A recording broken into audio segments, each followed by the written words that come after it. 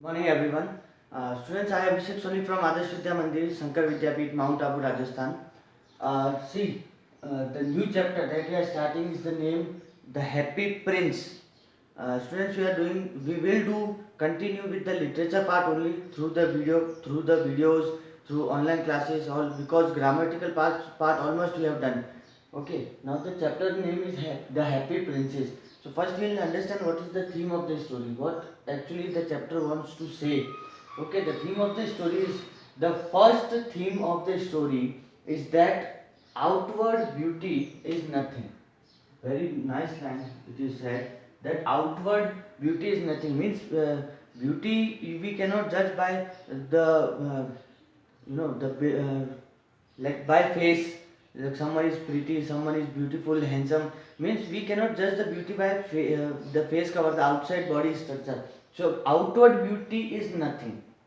Okay, it is just a show. Outward beauty is just a show. The real beauties are love and sacrifices. Very nice line. The chapter, very nice line. The chapter is saying that the outward beauty is nothing. It is just a show. The real beauties are love and sacrifices. So in the first part, we will learn about love and sacrifices. The second theme is that love and sacrifices are two saving forces.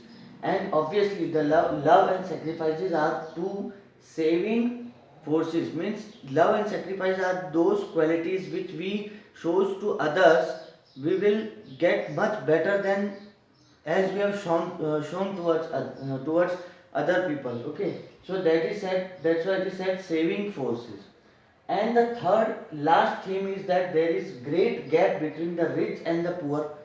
There is a great gap between the rich and the poor, the rulers and the masses. The rulers means who rules over the people, and the masses means those people who are ruled by the ruler. Okay, the difference between rulers and masses, rich and poor. Okay, short summary means, so I have summarized the chapter as you know. Short summary: the Happy Prince was a beautiful statue of a real prince.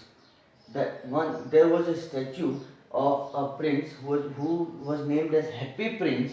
It was a beautiful statue of a, it seems to be like a real prince. He was covered with gold.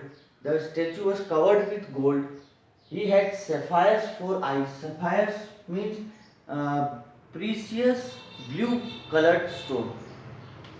Blue stones.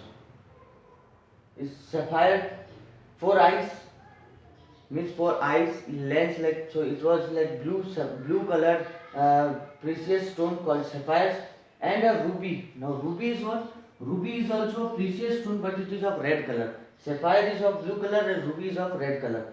Ruby in his sword, the statue was set on a tall column by his courtiers, and the statue was completely built, it was built and set up like on a tall column by his courtiers.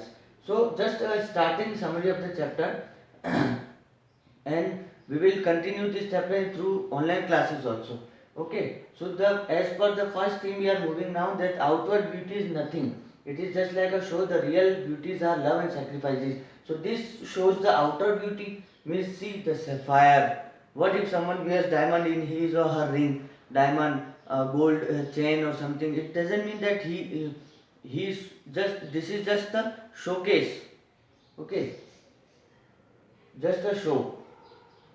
What if a person is wearing lot and lot of golds, but he has no heart, he cannot donate even 1 rupee to the poor people?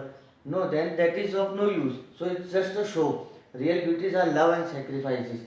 So see, sapphires, ruby and gold, these are just the outer beauties.